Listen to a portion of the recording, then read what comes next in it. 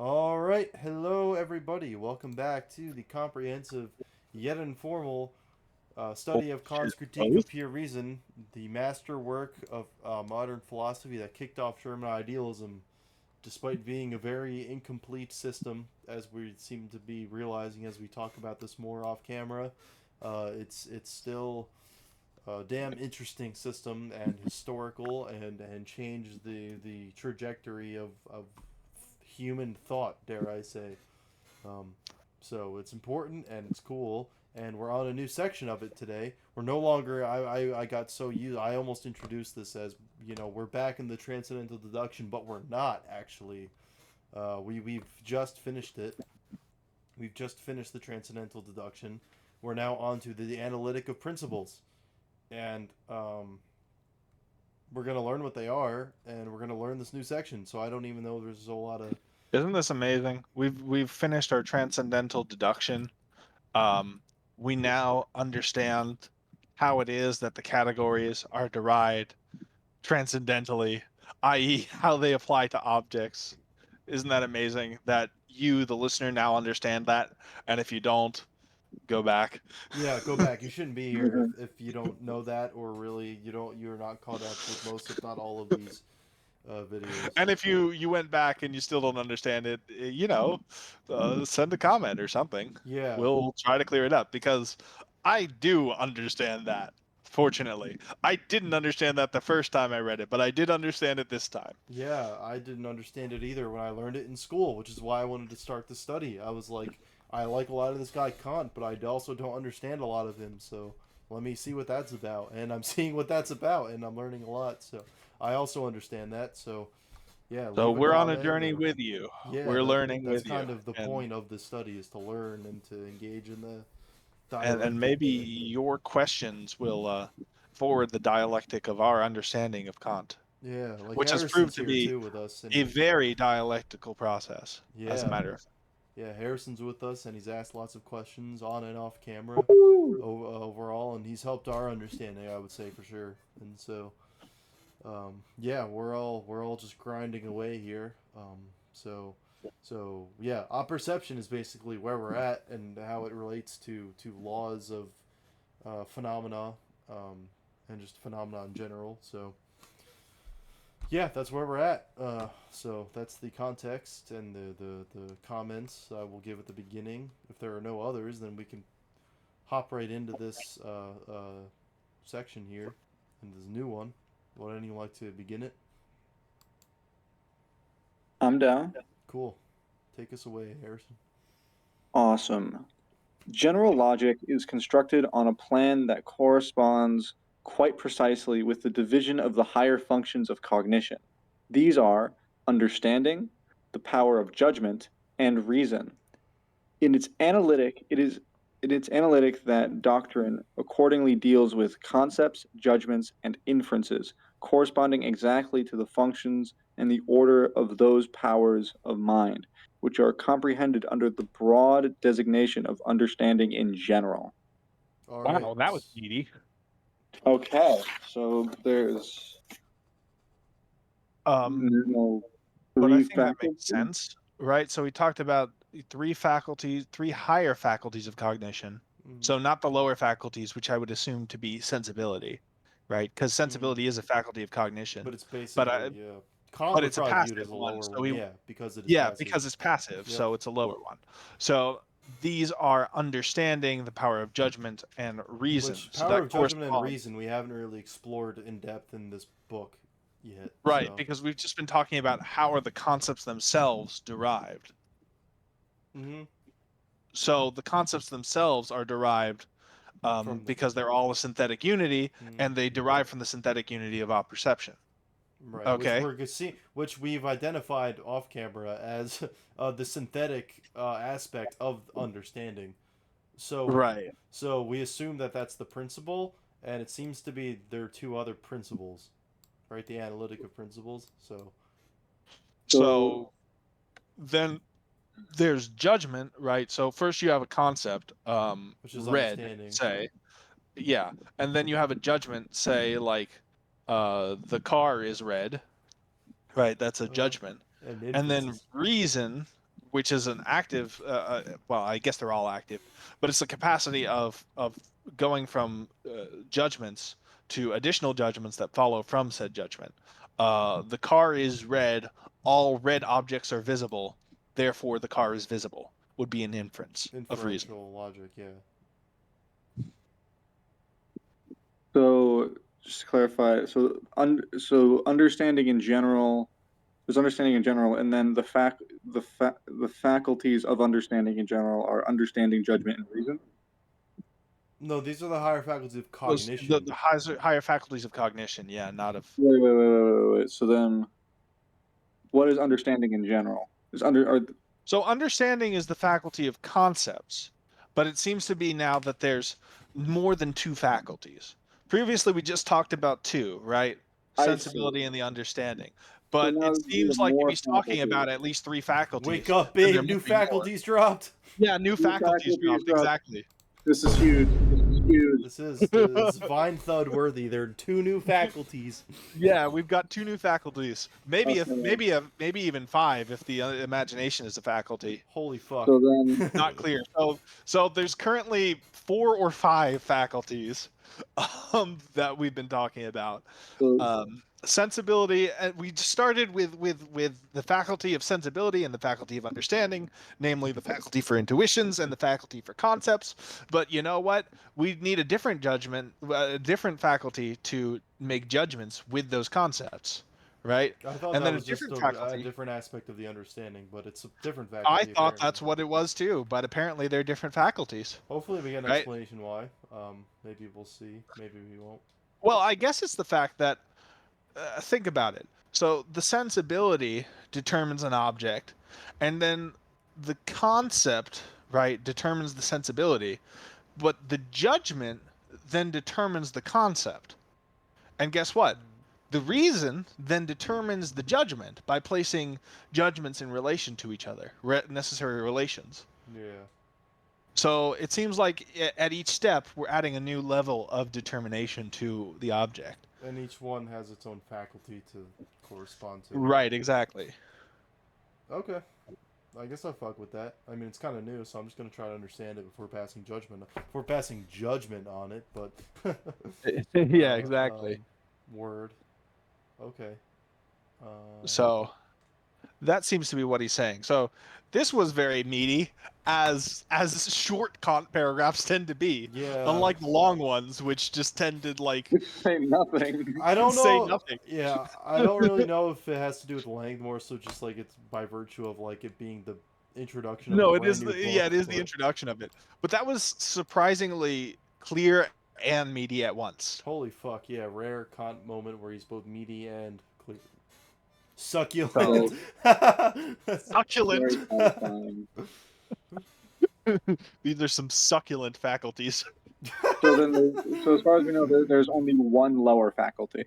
I can see why So Kant far, chose anyway. faculty attendant as a career with succulent faculties like this. Hell yeah.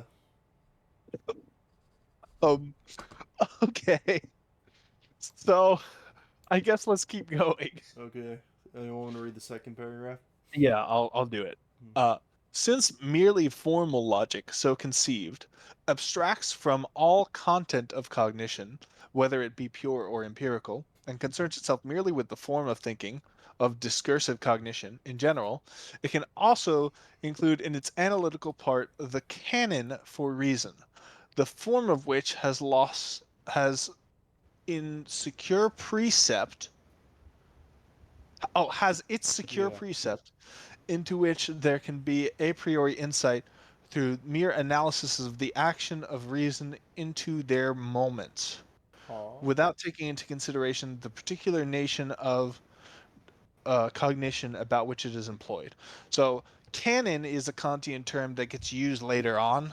Like there's a whole section talking about the canon. I was gonna say And I remember this, but I don't remember what it is, and that's probably because I read it long Me ago. neither, but he does talk about what it does, namely reason provides the law of inferences. So maybe canon is this these laws of inference, right? Okay. Yeah. That might be like preliminarily what the term is supposed to mean. Sure. I mean, we'll get more of it later, so I don't think we need to fret over it too much. But yeah, commentary. I mean, I know we've beaten it like a nail, but this is why the book is so long. Read those first 3 lines. Already stuff we've already covered. Yeah. So the canon for reason are the rules of reason. Seems to be. Okay. He hasn't defined it to my knowledge, but that seems to be what he means What by it it. is. Okay. Okay. And then what's okay? So I think you're up, Matt. If Yeah, yeah. you don't. Sorry, I just wanted to make sure I understood the rest of that paragraph. Okay, cool. I'm good. Transcendental logic, since it is limited to a determinate content, namely that of pure a priori cognitions alone, cannot imitate general logic in this division. For it turns out that the transcendental use of reason is not objectively valid at all, and thus does not belong to logic of truth, i.e., the analytic, but rather, as a logic of illusion, requires a special part of the scholastic edifice under the name of transcendental dialectic. Ooh, this is I'm pretty pretty meaty. sure isn't this the part where he confuses transcendental and transcendent. Yes. Let's see if we can interpret the first paragraph, because maybe we've all been reading it wrong. Let's try to be super generous to Kant, even though he'll probably disappoint us. So transcendental logic, since it is limited to a determinate content, namely that of pure a priori cognitions alone, cannot imitate. That makes sense to me. Where it turns out that the transcendental use of reason is not objectively valid at This is the all. part where I think he fucks up. I think so, but hold on. He's talking about the transcendental use of reason. I think I Which is wait. Is basically it what we've been doing in the logic, right? For example, like the transcendental deduction. Wouldn't that be But a hold on. transcendental use of reason? Reason, right, is the faculty for making inferences. needs like I guess is he saying that, like just like reason in a Also, vacuum? judgments without um intuitions, right? Didn't we cover that last time? Like that should still be valid. Judgments without intuitions. Yeah, inferences and judgments without intuitions are still valid. Um, the transcendental use of reason is not objectively valid at all. Transcendental logic, since it is limited to pure a priori cognitions alone.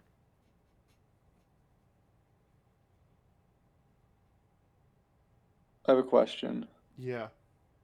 So by transcendental, is he mean so I guess or in regards to reason or judgments without intuitions, does that mean like kind of like A plus B equals C, like just kind of without any input? So, Not really, well, because A to plus do, because B, to, because to A do, plus B equals C is not valid without any input. A equals A is valid without any input. I see. also, I see what you mean. from another like way to look at that too. That involves addition, and for Kant, addition is a like synthetic Yeah. process by way that specifically takes use of like mathematical concepts, which is supplied by intuition, by space and time. So let's I see. first assume that Kant means what he says. What Okay. is the transcendental use of reason? I think Like, that's what we just were doing, and this whole. I think that's what we've been doing this whole book. is that reason though? Whatever we've Is been it doing this whole book. inferences? What is I think so so. what isn't It's attending to our what faculties. isn't But that what is doesn't an seem to inference? be an inference, right? Because we haven't made an argument.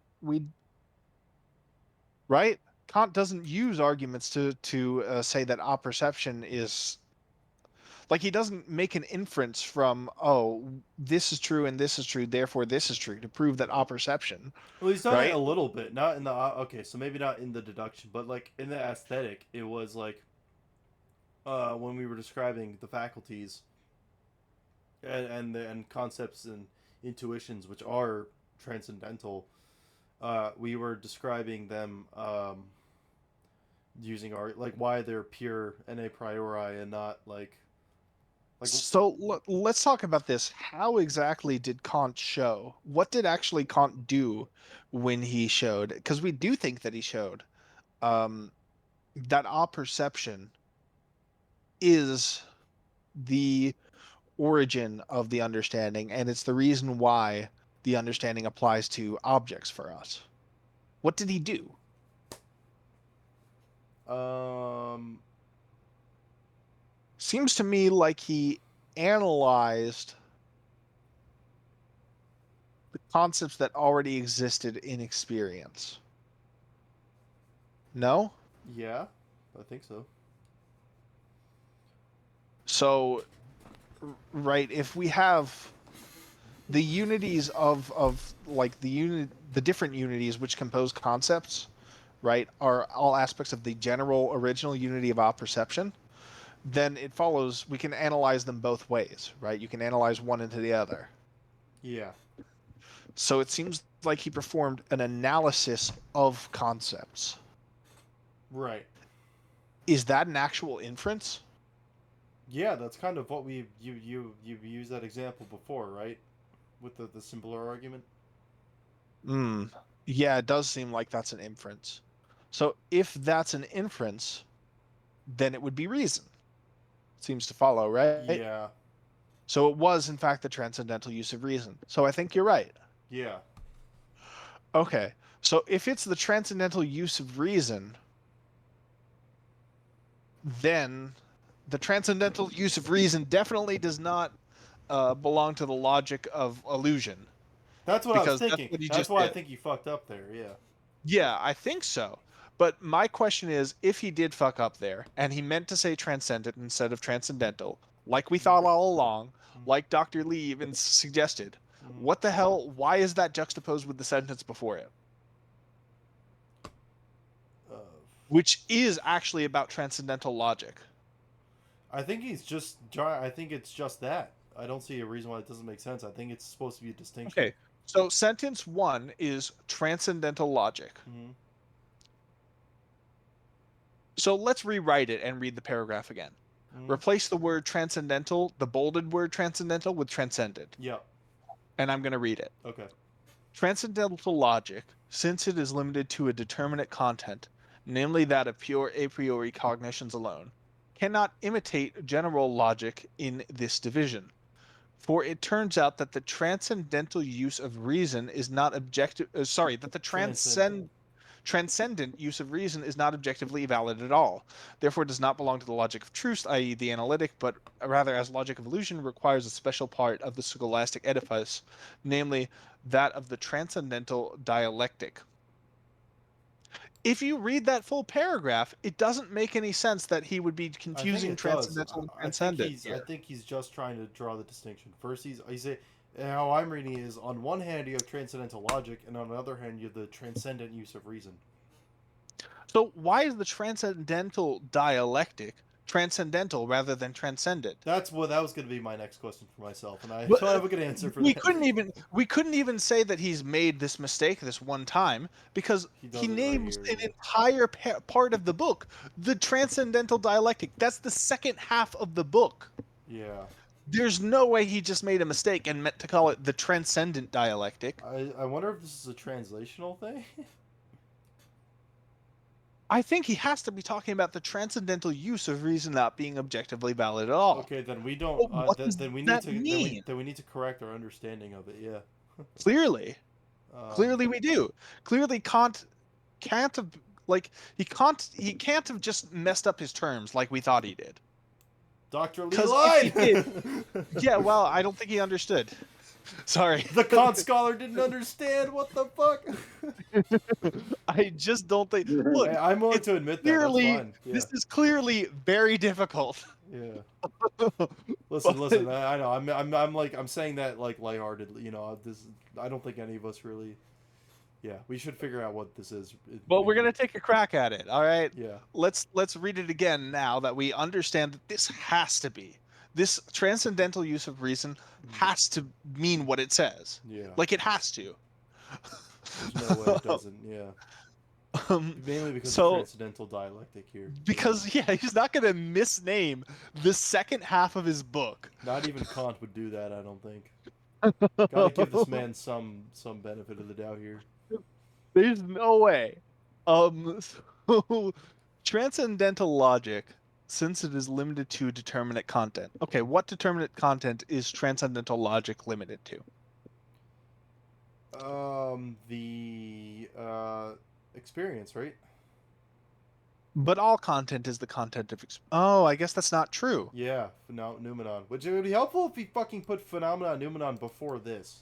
But whatever. Anyway. Okay, but keep going. Namely, that of a priori cognitions alone. So it's only a priori cognition, which enables the possibility of experience that transcendental logic is focused on. So it can't imitate general logic in this division. Namely, if we scroll up, what division? General logic and formal logic. No, it's the division.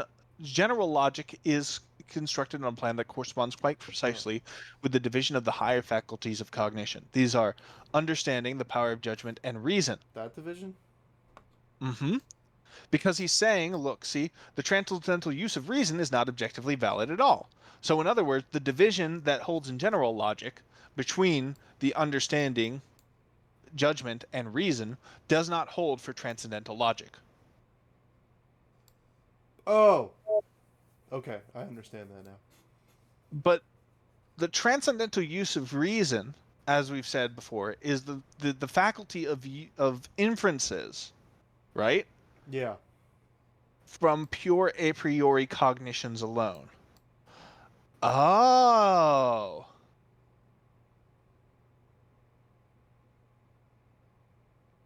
Can you explain your light bulb? I think by inferences, if we scroll up, by inferences, when he's talking about reason and inferences, he must mean synthetic inferences.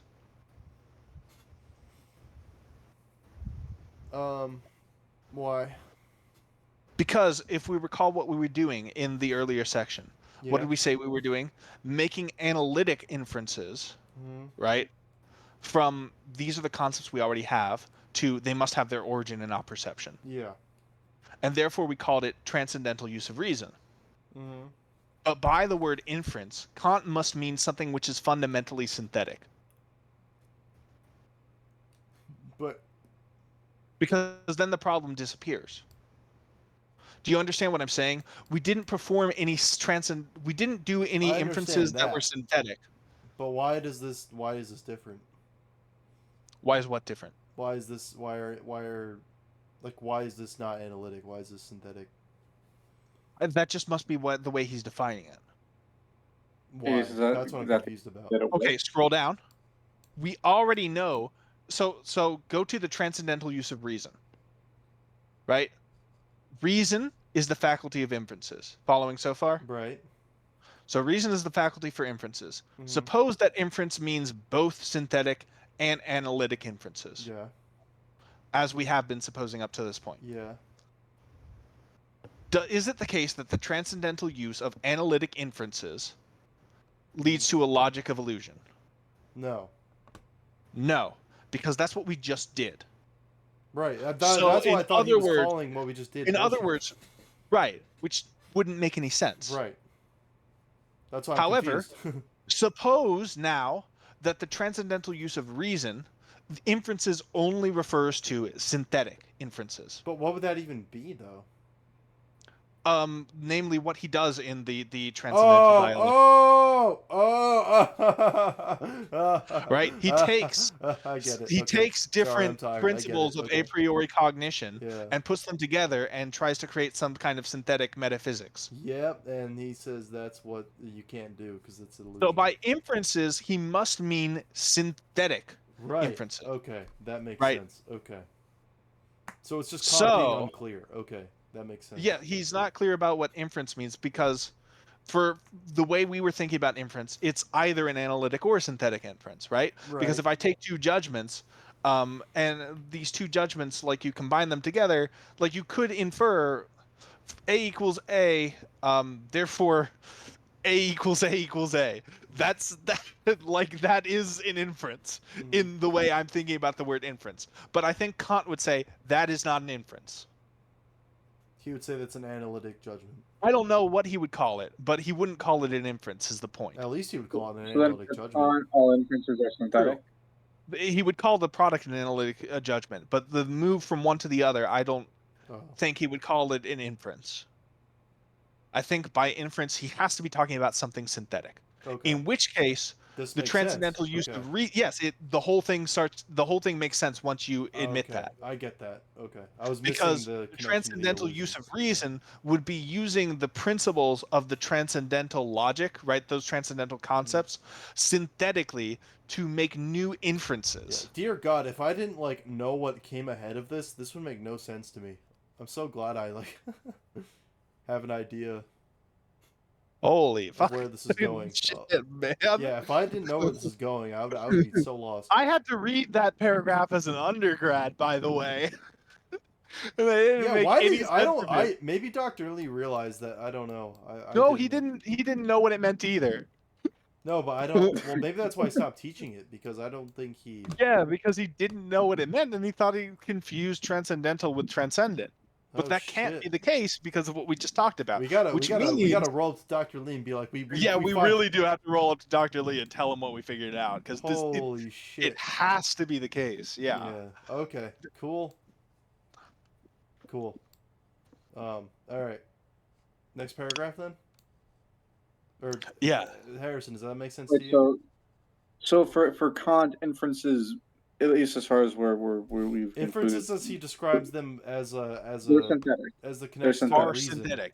They have to be synthetic. That's the only way what he's saying and like his book makes any sense. Yeah.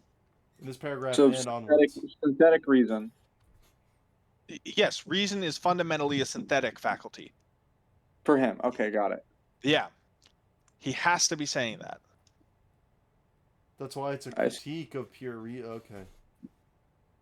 Oh my God. So Dr. Lee was wrong about that too. He's like, oh, it's not just like a criticism, it's an investigation. Okay, but no, it is a fucking criticism too. Okay. Well, no, it's both. Yes, it's both, but it's also a criticism. Dr. Lee was like, that's what a critique is. It's both. Oh well, Dr. Lee, at least to me, made it seem like it was just a. Unless I just misheard him or misinterpreted what he was saying, but no, he said that to our class too. Pure reason. It's he's trying to set out what the limits of pure reason are, and like he does admit that pure reason does give us certain things, like illusions. Namely, no, not just illusions. He says pure reason gives us the possibility of this, that, and the other, basically. By limiting itself, it gives the possibility. The possibility of what? Well, like God's existence is possible, for example. Okay. I guess I didn't get that far yet. I need to read more. Interesting. Okay. It gives us like the maybe kind of thing. Pretty much, yeah. It just limits us. It serves simply the function of exactly, going. That is the job of pure reason for Kant. Spoiler alert. What is the function of pure reason? I don't know. Not he doesn't know, but pure reason's function is to say, No wonder why people thought this was lame. Reason. Function. I mean, that's skipping ahead all the way to the end. I was gonna say, yeah, I haven't even gotten there. This is like that's one of the reasons. I'm finding that out is one of the reasons why I wanted to read this. So, fuck you for spoilers, but no, I'm just kidding. Kant spoiler. That clearly deserves some kind of button. I just wrote pure reason. Spoiler wording. The critique of pure reason. Bruh. Man, the second edition came out in 1787, bro. You haven't seen it yet? That's your fault. I haven't had time yet. Give people some time to catch up. Yeah, you know how people say that like movies that came out like 10, 20 years ago? Like, oh, come on, you haven't... Oh, man.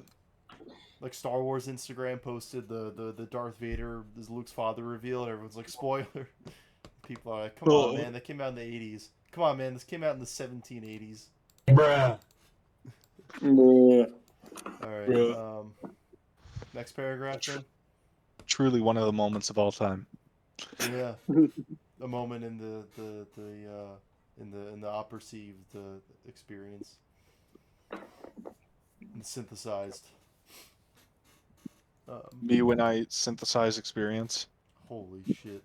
Perception check. Okay, I'll read this next paragraph. Understanding and the power of judgment accordingly have their canon of objectively valid, thus true use in transcendental logic, and therefore belong in its analytical part. Only reason, in its attempts to make out something about objects a priori and to extend cognition beyond the bounds of possible experience, is wholly and entirely dialectical, and its illusory assertions do not fit into a canon of the sort that the analytic ought to. Yeah, this just confirms what Patrick was saying. Awesome. And that's really all I have to say about it. If you're confused, referred to like 5 minutes ago. Okay, so under... Okay. Next paragraph then. Fuck yeah, dude. Hell yeah, brother. The Analytic of Principles will accordingly solely be a canon for the power of judgment that teaches it to apply to appearances the concepts of the understanding, which contain the condition for rules a priori. Sorry. For this reason, as I take the actual principles of the understanding as my theme, I will make use of the designation of a doctrine of the power of judgment. What? For this reason,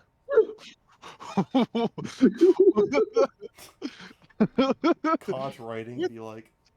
for this reason, as I take the actual principles of the understanding as my theme, I will make use of the designation of a doctrine of the power of judgment.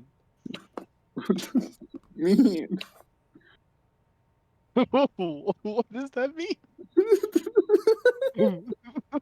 It's so ominous.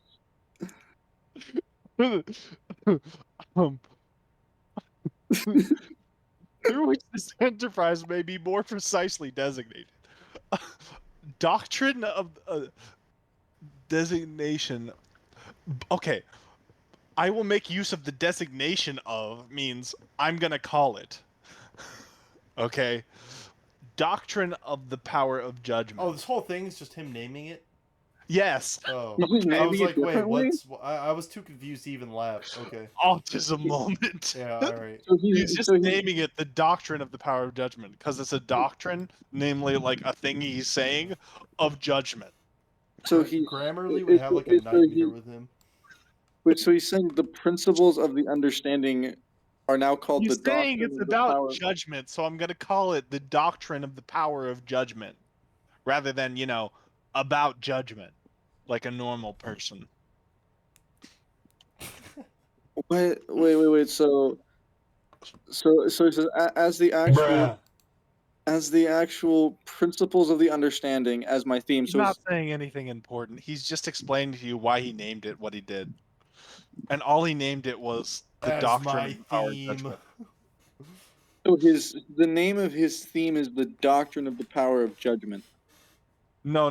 His theme is judgment. And therefore, he uses the designation of the doctrine of the power of judgment. For what? Well, to more precisely designate his enterprise, of course. Of course. Oh no. This is just this is like parody verbosity is what it is. Oh, I hate it.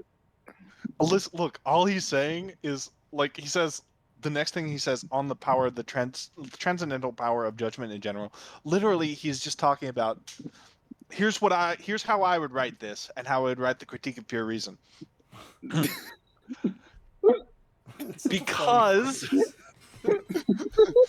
Because I'm talking about judgment, I'm going to call this section on judgment. Oh my god, that's so nice. Yeah. He's just saying what he's gonna call. Yep. That's what he said.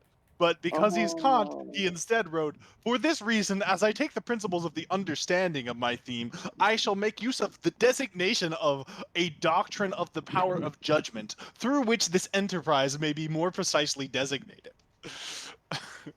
Oh, that's so obnoxious. Yep. Welcome to Reading Kant. That's Glad so you could funny. join us. That's so funny. Oh, that's what a great way to end the section. Yeah. That is the end of the section. So yeah, we're gonna be. I guess next time we're gonna be on the on the power of judgment, on the transcendental power of judgment in general, actually. So not specifically, but in general. Yeah. So based, I guess. Don't want specifics. No, This is Kant, after all. we are after the universal, or something. So, yeah, main thing to get away from this, I think, is that, at Dr. Lee, this is talking about the synthetic, the transcendental use of synthetic reason, you could call it. Yeah, maybe reason more is clearly. synthetic. So, yeah. And that produces illusions, and that's going to be called dialectic. But we're going to be going over judgment before we go over the dialectic. So that's what you have to learn out of this, I think. Yeah, thanks for joining us. And wait, he struck something from the footnote, but nevertheless let it remain in the second. That's footnote D. I want to find what that is real quick. Until this next thing. time, Yeah, we'll figure make that sure out. to designate your enterprises by calling them the doctrine of the power of whatever you're doing, whatever it is you're talking about. Like, whenever I eat oatmeal, it's like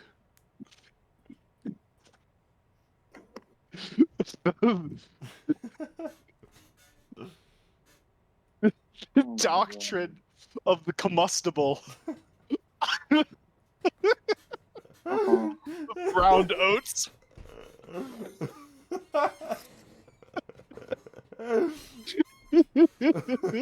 That's how I designate my enterprise. Your enterprise of eating breakfast. I love designating enterprises. It's the consumption of the combustible of ground oats. Who up designating the enterprise? That's what we're doing at this hour. We're designating our enterprise. Who need they enterprise designated? designated? Enterprise.